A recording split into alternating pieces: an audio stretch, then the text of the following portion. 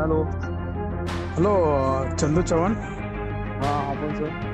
हां सरजी, मी रमेश पंडित बोलतोय. मी बोला. सर्वात अगोदर तर तुम्हाला जय हिंद. जय. मी तुमचे अनेक दिवसापासून असे व्हिडिओ बघतोय. मला आतमधून खूप अभिमान वाटतो की एक मराठी माणूस एवढं चळवळ करतो आणि एकटा आज असून एवढं लढतोय.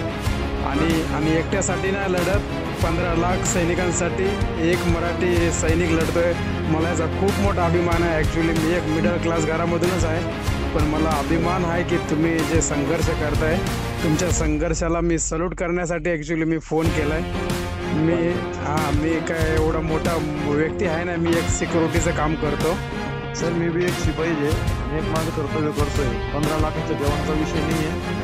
प्रत्येक जवानासाठी लढतोय, प्रत्येक भारत मातेच्या प्रत्येक लोकांसाठी लढतोय. माझं कर्तव्य त्याच्यासाठीच मी तुम्हाला फोन केला. आणि एक दोन मी असे म्हणजे बरेचसे मी रोजच व्हिडिओ तुमचे बघत असतो. आणि तुमचं चॅनल पण मी अनेक जणांना मी शेअर केलं आहे. मी अनेक जणांना मी हे पण ठेवलेलं आहे, स्टेटस पण ठेवलेलं आहे की चंदू सैनिक यांना सबस्क्राईब करा. कसं आहे की तुमची इन्कम इकडून तिकडून बंद झालेली आहे. कमीत कमी निदान तिकडून तरी 2 पैसे येतील असं मला आतमधून असं मला वाटत होतं. त्याच्यामुळं मी तुमच्या चॅनलची हे पण करतो, मी ॲड पण करतो आहे आणि खूप दिवसापासून करतोय. पण आज माझी इच्छा झाली. तुमचा एक काल परवाचा पण मी आज एक सकाळी व्हिडिओ बघितला. तुम्ही रडताना तुम्हाला पोलिसांनी धक्केबुक्के करून तुम्हाला गाडीमध्ये बसवलं. ते ॲक्च्युली मला अजून ते म्हणजे मला ते बघवलं नाही, ते मला बघू पण नाही वाटलं. त्याच्यामुळं मी विचार केला की चला एकदा यांना फोनच करतो. मी एवढंच म्हणेल की स्वतःच्या आपल्या तब्येतीची पण काळजी घ्या. तुम्ही करताय ते खूप मोठं कर्तव्याचं काम करताय. तुम्ही स्वतःसाठी नाही करत. 15 लाख सैनिक तर कुठे आहेत मला माहिती नाही, पण तुम्ही 15 सैनिक लाखांचा एवढ्यांचा तुम्ही एक पाया बनलात. आणि मी 100% मी सांगू शकतो की तुमच्या संघर्षाला ना यश 100%च भेटणार आहे. आज तुम्ही एकटेच तिकडे आझाद मैदानाचं ते आपलं भले ते आझाद मैदानचं आता एवढ्या दिवसापासून मला वाटत होतं की ते आझाद मैदान आहे, पण आता मला तुमच्यापासून मला कळायला लागलंय की ते आझाद मैदान नाही, ते गुलाम मैदान झालंय. नक्की सर, लोकशाही वाचवण्याची लढाई. हा एवढं चांगलं बाबासाहेबांनी संविधान लिहिलंय आणि त्या संविधानामध्ये पण असंच लिहिलंय की ते एक आझाद मैदान आहे. पण तुमचे मी व्हिडिओ बघितले आणि तुमच्यापासून मला कळालं की ते आझाद मैदान नाही, ते गुलाम मैदान आहे. सर आपण प्रत्येक याचं कारण एकच आहे, आपण लोक. कारण की आपण प्रत्येक पक्षामध्ये डिवायडेड झालेलो आहे. बरोबर. कोणत्याही पक्षाचा नसतो. मला त्रास होतोय लढायला. बरोबर. माझा पण एक सख्खा चुलत भाऊ आहे, तो पण इंडियन आर्मीमध्येच आहे. चांगलं आहे. भाऊ आर्मीतच आहे. फक्त मजबुरी असल्यामुळे बोलू शकत नाही ते बी.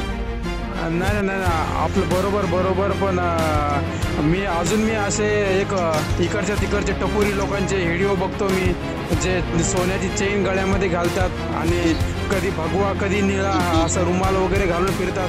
ते फक्त चौकामध्येच ते धमक्या वगैरे एकमेकांना देत राहतात. मराठी भाषांवरती भैया लोकांना उठवतात, वडापावच्या गाड्यावाल्यांना उठवतात. पण एकटा सैनिक तिकडे पडला आहे आणि त्याला वाचवण्यासाठी आज कुणीच नाही.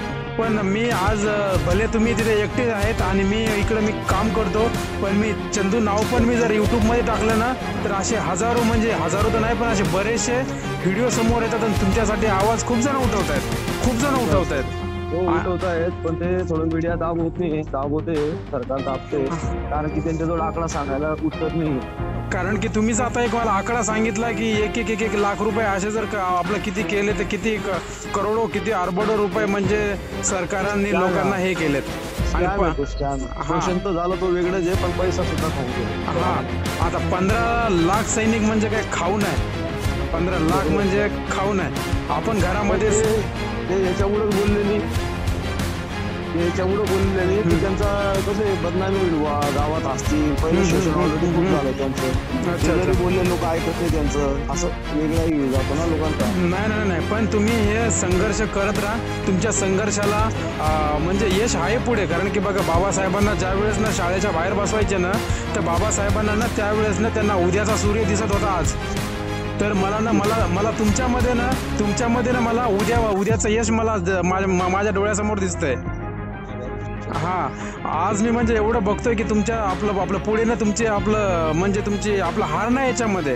तुम्ही म्हणजे 15 लाख सैनिकांचा तुम्ही एक आवाज उठलात आणि एक पाया झालात. आणि मी विनंती करेल, मी वंचित बहुजन आघाडीचे मी जय भीमवाला आहे.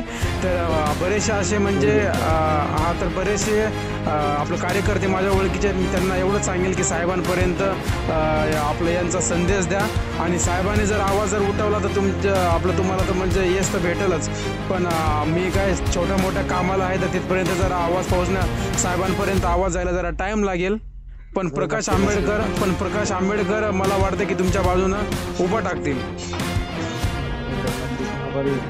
हां, तुम्ही संघर्ष करा, संघर्ष असाच करत राहा. तुमच्या संघर्षाला पुन्हा एकदा जय हिंद, जय भीम. जय भीम सर, जय भीम. ओके, चला, जय शिवराय.